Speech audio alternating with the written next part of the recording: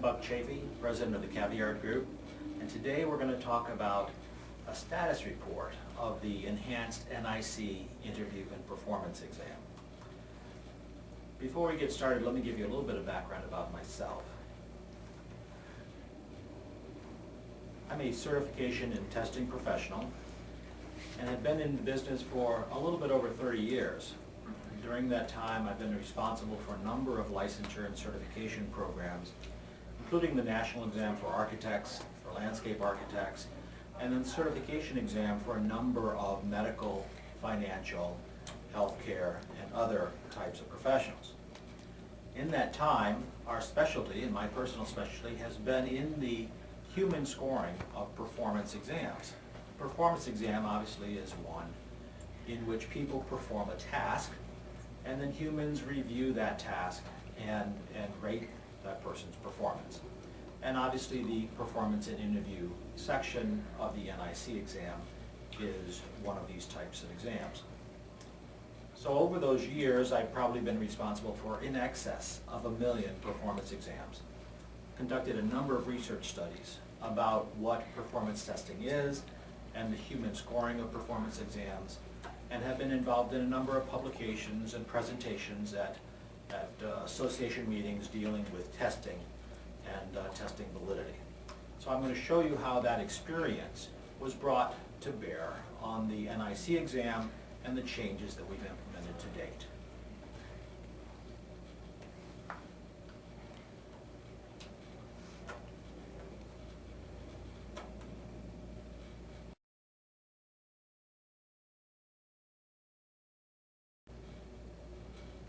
So let's start the discussion with a brief review of what certification is really about. In essence, certification is a warranty issued by an organization like RID that the individual holding the certification has met the standards required to perform a job, at least at a level of minimum competency. Now, there may be a lot of people who are certified who can do the job better or can do a higher level of the job, but the warranty is really talking about the person at a very specific level, that entry-level requirement. So, what is the job? What job are we talking about for the Level 1 NIC certification? Obviously, if we were to ask a bunch of experts about what is needed in the field of certification for interpreters, everyone would have a slightly different opinion as to what level we should provide a certification for. Some would think we should provide a credential for people at the normal conversational level of daily life. Others would expect they would want an interpreter who could interpret at a much higher level. So it's really, really important for everyone to understand the level that we're talking about for a given credential. Now, the NAD RID task force has recommended that RID create a number of levels, and this NIC, enhanced NIC level 1, is only the first of those levels. So we're going to be talking about the very first level, and then down the road you'll be getting more information from RID about advanced or higher levels of credentials. The important thing to remember is that certification is there for the benefit of the consumer. In this case, the deaf or hearing individual who needs to communicate to another person. The work that the interpreter does that serves that consumer is what we're interested in. So the idea of the credential being for interpreters or for the interpreting community is secondary to the primary reason of actually serving the consumer. So you'll see as we go through this study how concerns for the consumer and what they needed were primary in our decisions about how to go about organizing the examination and the certification. So what is the credential? What does it mean? What is the enhanced NIC level 1 job? So one of the first steps in this process was to convene a panel of deaf and hearing consumers and professionals and ask them that question. what is it that they needed, and what was it that a level 1 interpreter is supposed to be able to do. Now, I'm going to read the profile that they created, and this is extremely important because this profile is exactly what everything the following has been based on. This is exactly what the design of the test is based on. This is exactly what the scoring of the test is based on. This is exactly what it means for someone to be certified as a level 1 NIC professional. And that profile reads like this. A minimally competent level 1 interpreter can facilitate communications between deaf and hearing individuals, be it interactive discussions or one-way presentations, in common settings that contain vocabulary at a first-year undergraduate college level and is presented at normal conversational speed.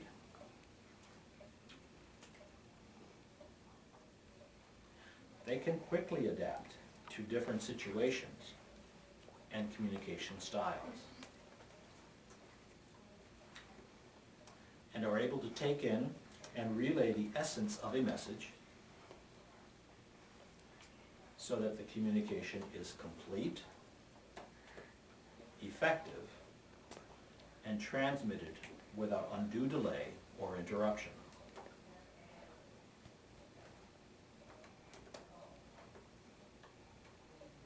Now you notice in that paragraph there are a number of very important points. We're talking about the level 1 professional working in common everyday settings. We're talking about a vocabulary at the first year undergraduate level. We're talking about normal conversational speeds. So you get the idea that this is for common everyday communication between individuals.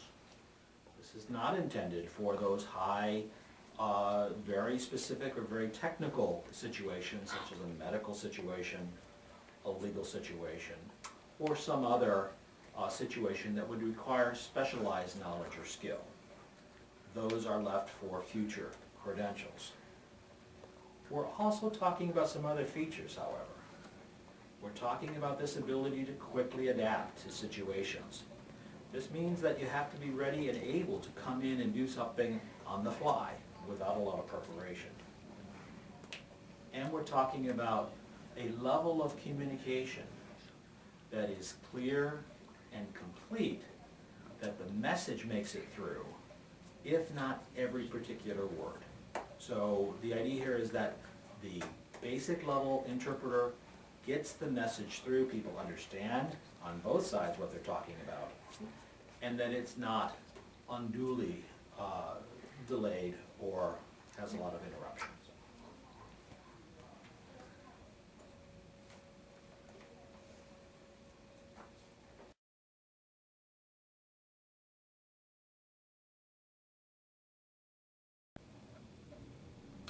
So the purpose of this discussion is to talk about value. What's the value of the enhanced NIC credential? And is it valuable? So the first question is, how did RID decide what would make the enhanced NIC credential valuable?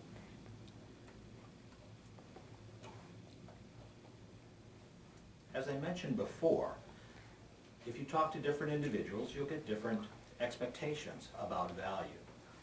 Keep in mind the value that we're talking about here is the value to consumers.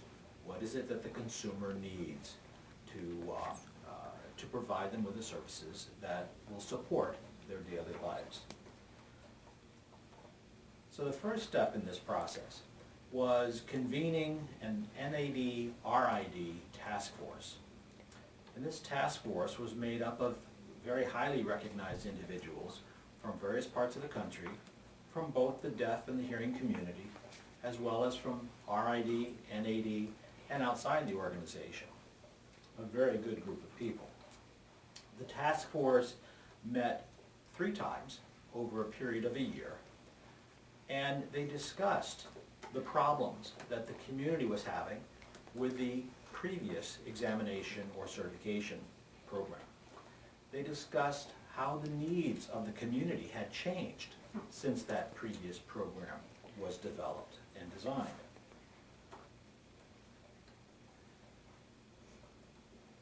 They looked at what had happened in the field of testing, the enhancements and improvements that had occurred. And they talked about how the certification program could be restructured to better serve the needs of the community. So the task force came up with a master plan, a recommendation that included a series of steps. And that recommendation was provided to both the RID Board of Directors and the NAD Board of Directors. Both groups approved that plan. The introduction of the enhanced NIC Level 1 is the first step in that master plan.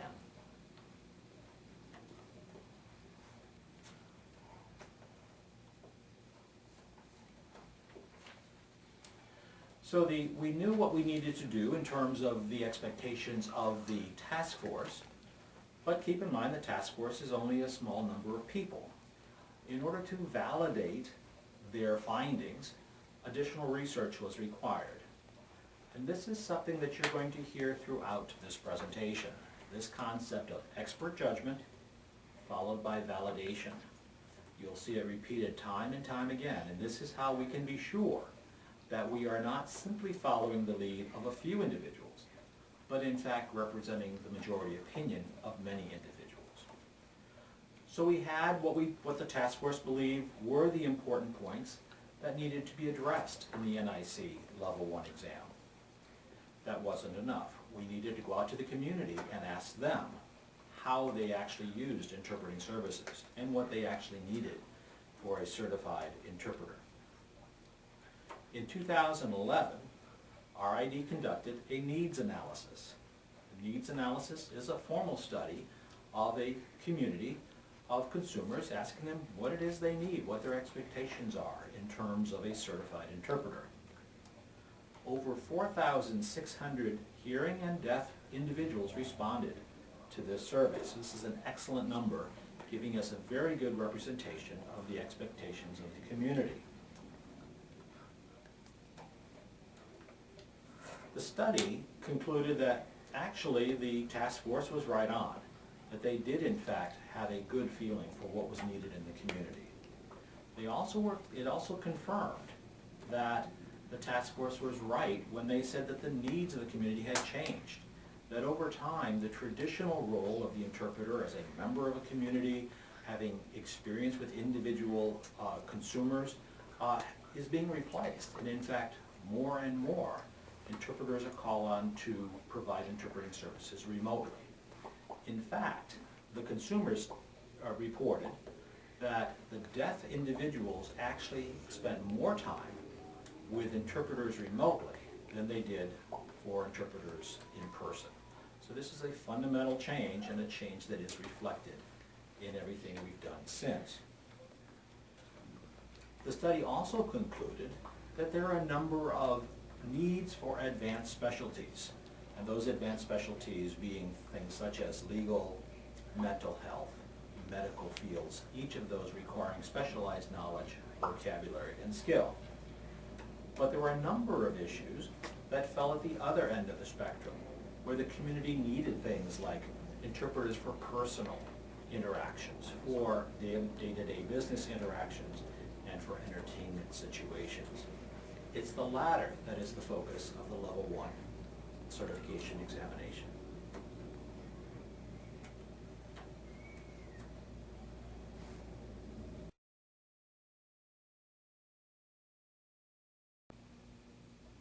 So now with the information from the needs analysis in hand, the committee also had information from a previous study, the role delineation study of certified interpreters. And this study identified the knowledge, skills, and abilities that are needed for certified interpreters. So we have two pieces of data that are very important and work together in terms of determining the design of the new examination.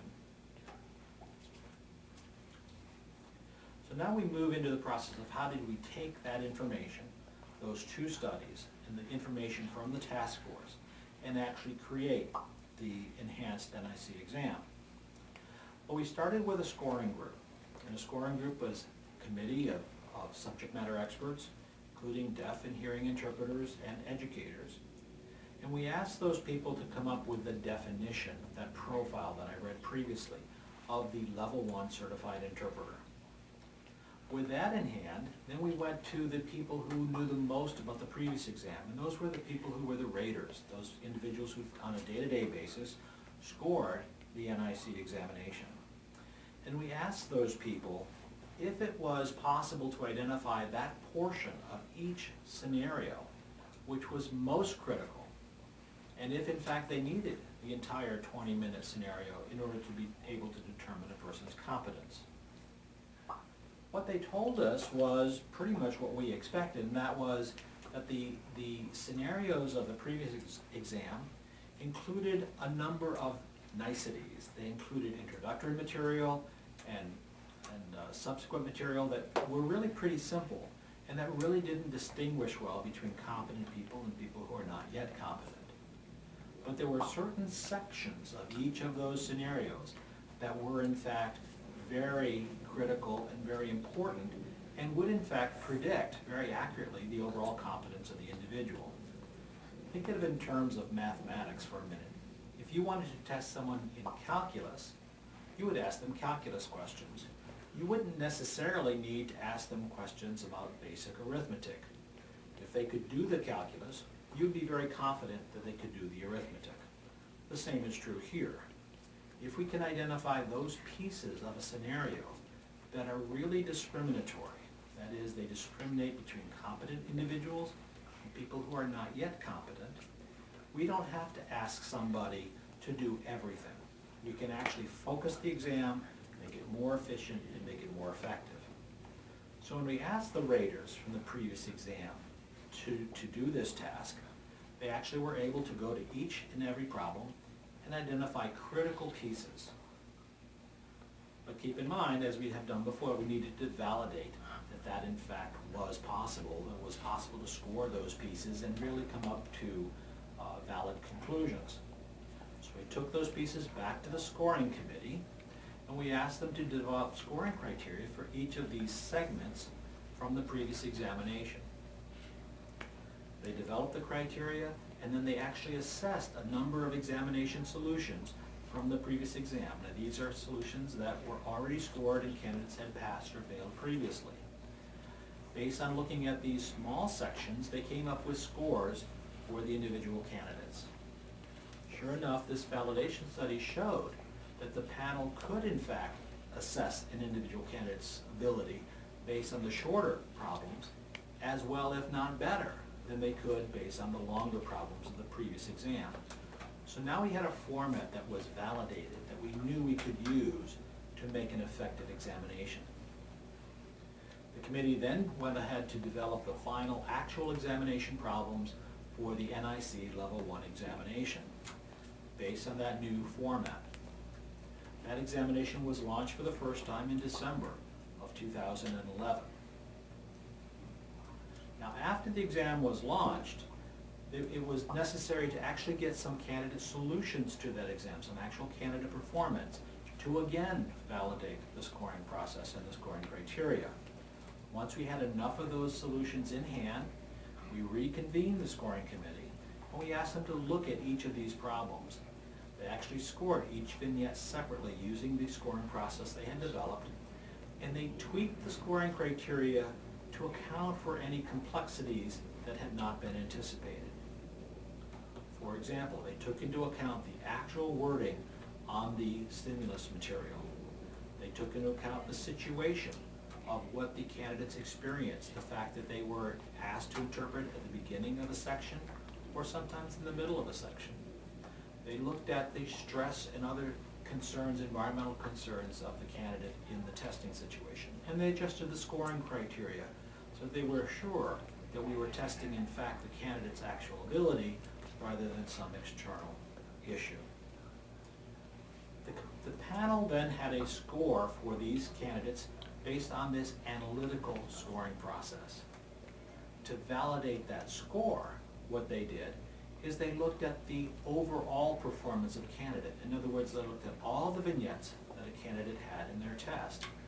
Then they holistically came to a judgment. As a group, they decided, was this candidate competent according to the profile that had been created, or not yet competent? They then compared that holistic judgment to the score that had been created in the analytical process. Now, fortunately, all of this hard work paid off, and the scoring process, the holistic scoring process, and the analytical scoring process matched. So that means that the analytical process was, in fact, identifying the knowledge and skill of the candidate appropriately as compared to the expert judgment of the panel. So now we knew we had scoring criteria, we had a good test, and we could score it consistently. We now needed to introduce this material to additional external raters. Scoring material was turned into rating training material, and rater training sessions were held. At the end of the rater training session, each rater took part in sample tests. They actually scored a number of tests which had been scored by the committee. If the rater performed well enough on those sample tests, in fact, if they applied the criteria correctly, they were then allowed to go ahead and score live exams. If they did not perform correctly, the raters were sent back for retraining and retesting before they were allowed to score examinations. So the rater training and monitoring process is very consistent and carefully managed to make sure that raters do not become divergent and that they do, in fact, give uniform and consistent scores. Finally, the process was launched. Actual raters were, live ratings were being conducted, and the raters continued to be assessed. In fact, we looked at the performance of the raters, and we compared them to scores given by other raters. Now, the rating process is such that a score given by a rater is always scored by at least one other rater. If those two raters disagree on a pass-fail basis, then a third rater score is given. Our results from the scoring process showed that there was significant consistency in the first ratings, and that the third rating was used to ensure in those borderline cases that the candidate was given the actually correct answer. So we're very confident in the process, in the scoring criteria, and in the vignette design itself, that these are effective and appropriate ways of measuring the competency of a level 1 interpreter.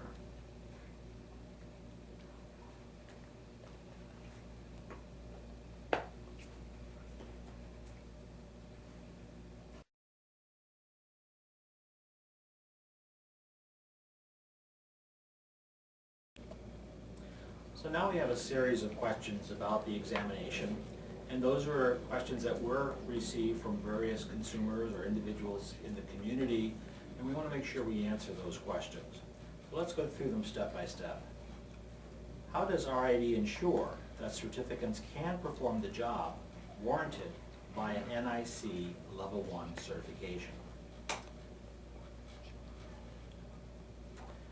Now, obviously, this is a critical question because at the end of the day, if the certification doesn't do its job, if it doesn't indicate to the consumer, those people who are qualified, then there will be no value, there will be no credibility to the credential.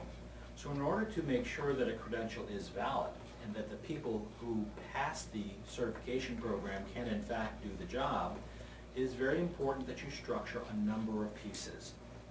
First of all, NIC certification requires a certain educational background. It also requires individuals to pass a two-part test. Keep in mind that there is a multiple choice portion, and that portion is unchanged from the previous NIC exam. And then there is the performance and interview examination portion. The person needs to pass both of those exams separately, the multiple choice exam and the performance exam separately. In addition, every step of the process of building the NIC examination is done in conformance with the national accreditation standards for certification. Just as RID is certifying individual interpreters, There are organizations who set standards, national and international standards for certification and testing, and they will accredit certification programs. The NIC examination has been developed to meet both the NCCA accreditation standards and the ANSI ISO 17024 international certification standards.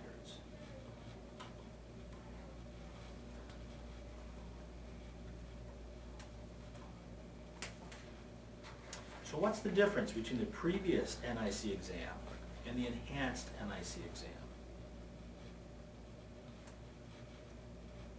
Well, as I indicated before, the content really hasn't changed. In other words, the knowledge, skills, and abilities being tested on this examination are the same as those that were tested on the previous NIC examination.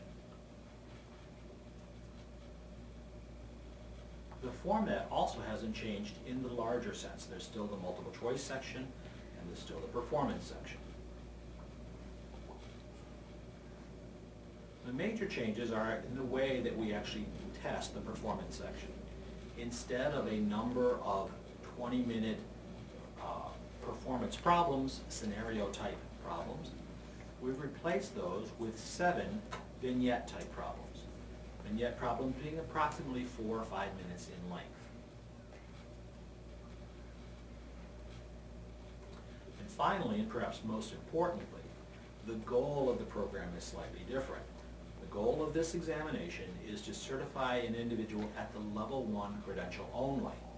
The previous examination certified individuals at 3 levels of credential: the base NIC, the master, and the advanced levels. So this program is aimed at only that first level, and by doing that we can make increased assurance that we are doing that job correctly.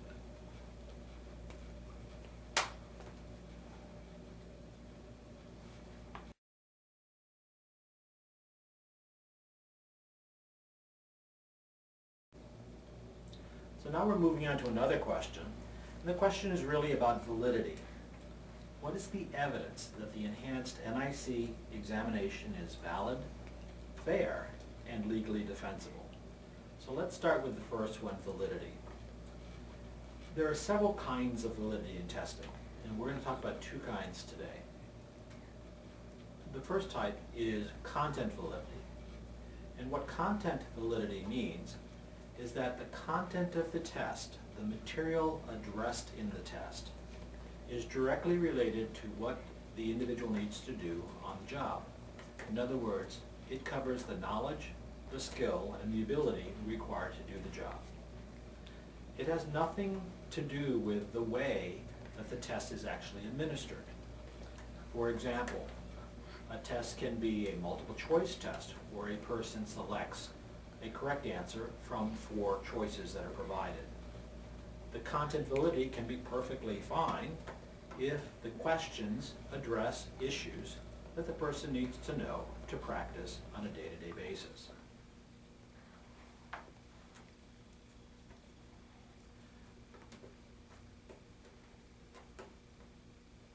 This is often confused with the other kind of validity, which is called face validity. Face validity means that the method of testing looks like what a person does on the job. Now you notice I said looks like, I didn't say is. No test is exactly what a person does on the job. If it were, tests would be days or weeks in length, because it would take that long for a situation to come up which would really address the skills that you wanted to test. So tests are by nature an artificial sampling of what candidates do on the job. A test is considered to have face validity if it looks like what people do on the job. In the case of the NIC examination, face validity means that the candidate is asked to interpret in a fashion that is similar to one in which they might do on the job. So the performance and interview section would have a high degree of face validity. The multiple choice section would but have a very low degree of face validity because obviously you don't answer multiple choice questions on the job.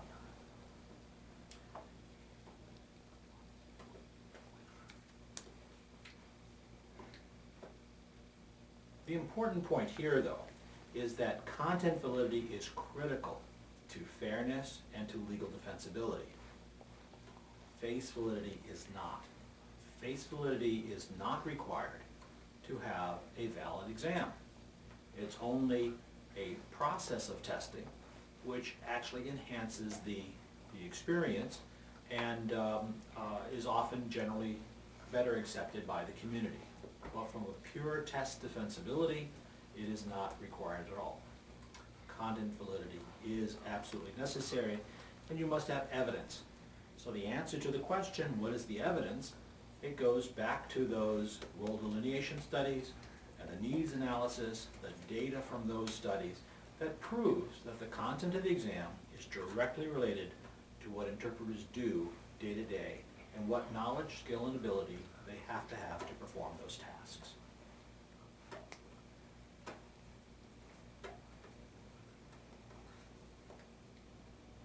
So if someone asks if the enhanced NIC is valid, the answer is absolutely. It is valid because it has content validity, and just in addition, the performance and interview section has face validity as well.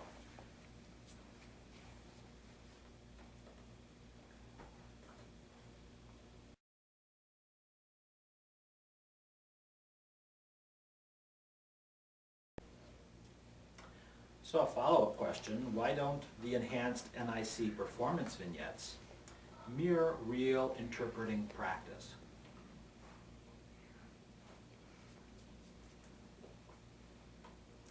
In order to understand the answer to this question, we need to look back a little bit at what testing really is about. As I said before, testing is not actual practice. It would take weeks to do that. Instead, a test is a series of carefully designed situations which include carefully designed stimulus material and expectations for a certain response. So when we prepare an examination, we are preparing it to be as efficient as possible and get the maximum information out of the process. There's no need for us to test things that everyone could do. For example, if we were testing mathematics and we're looking at someone's ability to perform calculus, we wouldn't ask them to perform mathematical equations like what's 2 plus 2. The same is true in interpreting. If there's a complex situation and the person can do that, we understand they could do the simple things. If they can't do the complex situation and that complex situation is believed to be important for competent practice, then they're not yet competent. So in designing the examination, we got rid of the niceties, the social introductions and exits, and we focused on the specific material that really was the most information in the most efficient process. Let me give you an example. There's a test for tower crane operators, and tower cranes are those very high cranes that you see in a lot of cities when they're conducting high-rise buildings. Now, tower crane operators normally climb the tower at 6 o'clock in the morning, and they don't come down until 4 o'clock in the afternoon, so they're up there all day long. But the examination to license tower crane operators, and that's a very important job because, as you know, they're moving tons of material, and if they do their job incorrectly, a construction worker or pedestrian will be killed in the process. Their entire examination is between 7 and 10 minutes in length, because they know that if that tower crane operator can do the task of taking a particular load and moving it very carefully through a series, almost a maze, that they can perform the day-to-day operations. So the test looks like what they do, but it's extremely condensed. Let's take another example. Let's look at police officers. In reality, a police officer may never fire their gun in actual practice, their whole career. But in testing police officers, They are asked to fire their guns numerous times in a number of situations. They've taken an entire career and they've compressed it to 30 minutes or even an hour. So it's not unusual that tests are very compressed. In fact, that's the idea of testing. They are samples. You sample the reality, you pick out those things that are most discriminatory in terms of separating people's ability levels, and that's what you test on. So yeah, we understand that the vignettes are shorter than many engagements that an interpreter might encounter. However, it's perfectly valid and a very good, efficient way of testing.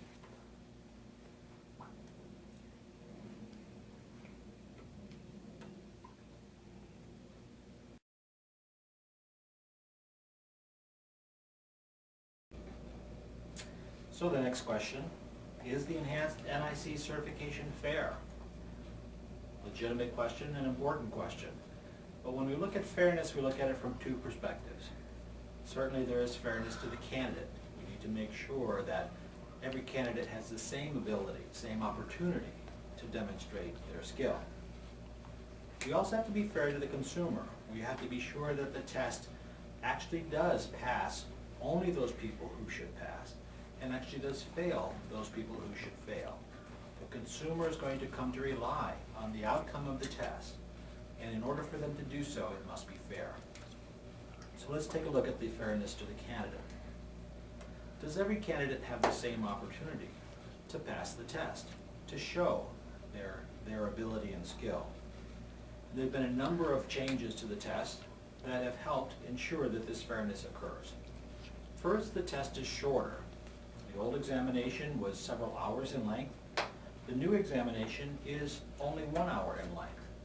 Now this helps reduce the possibility that candidates will not perform at their optimal level due to fatigue. There is nothing in the examination program or the role delineation study that says that physical endurance is required as a part of the certification program. We are not testing a person's physical endurance. Therefore, we want to make sure that fatigue doesn't impact a particular candidate's performance. There are several things that have been done to ensure that that's the case. The vignettes are shorter, and they are spaced out with regular breaks and rest periods so that the candidates each have the time to recover from one performance before starting another.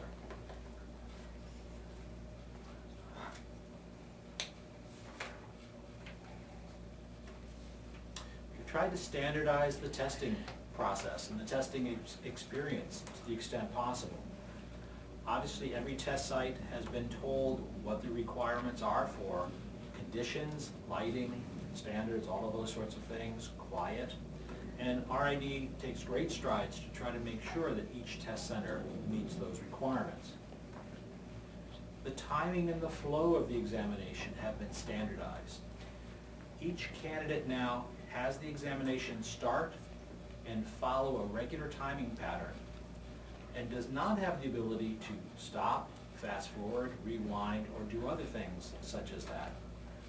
What that ability to do actually inserted into the exam is a skill in exam management. And we don't really want to certify someone because they're good at managing the exam. We only want to certify them because they're actually good at doing the job of an interpreter.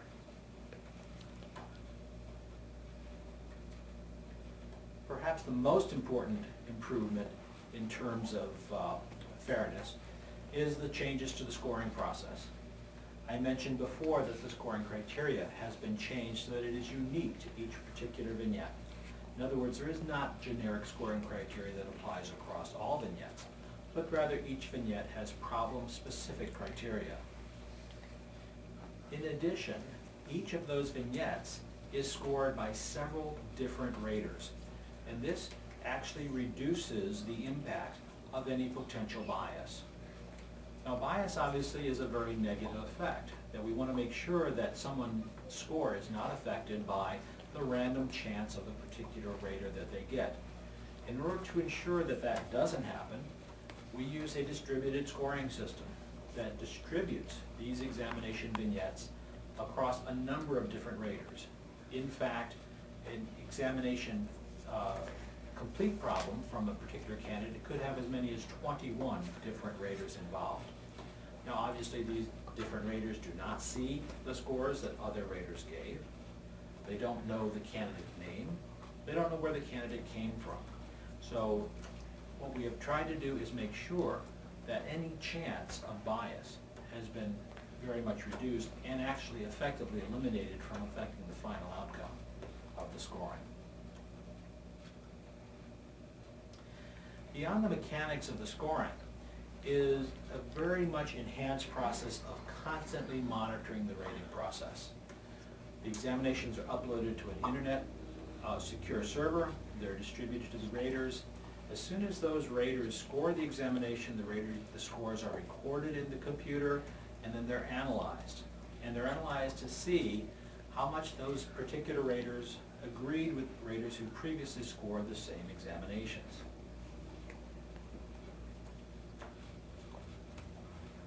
What we found in the initial score reviews is that 83% of the time, the first two raters agree on the pass-fail status of the examination. Now that's a very high and very good percentage. But even so, that means 17% of the time they didn't agree. The system is designed to allow for that and to take care of that, to take that into account. What happens in that case when they disagree is a third rater is brought in. The rater has not scored that exam previously, and that third rater scores the exam, and the two scores that are most closely related are maintained, and the divergent score is removed. So anything that is divergent at the end of the day is thrown out, so we have a very high degree of consistency in the scoring process.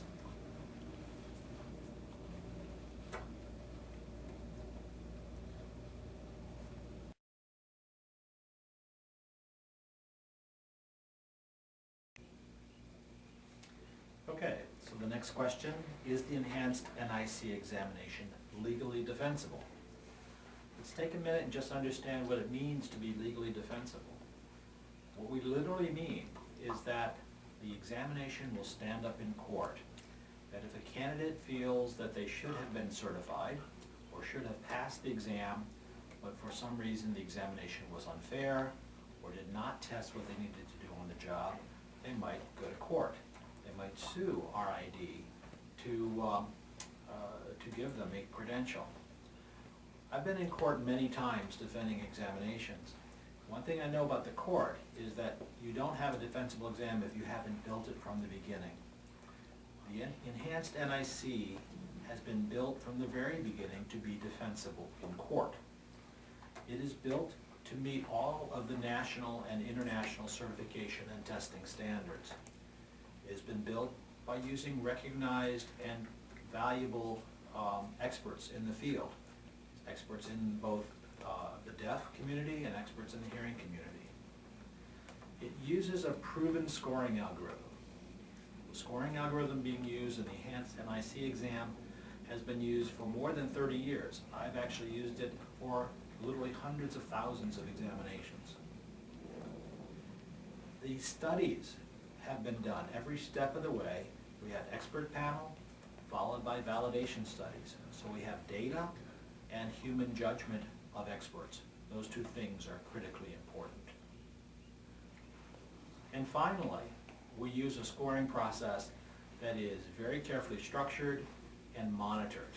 There is no chance for raters to independently decide who should pass and who should fail. They can only contribute scores on an individual vignette by vignette basis. So at the end of the day, is the examination legally defensible? In my opinion, absolutely. There's no question that if RID had to defend this examination in court, that they would succeed. And then the last question, is the enhanced NIC exam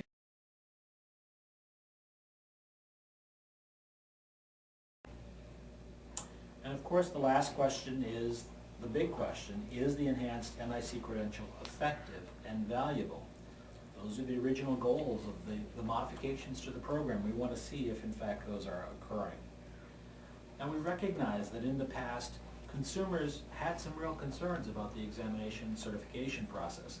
They weren't always sure that they could trust the certification to produce the kind of certificate or interpreter that they needed for a particular job.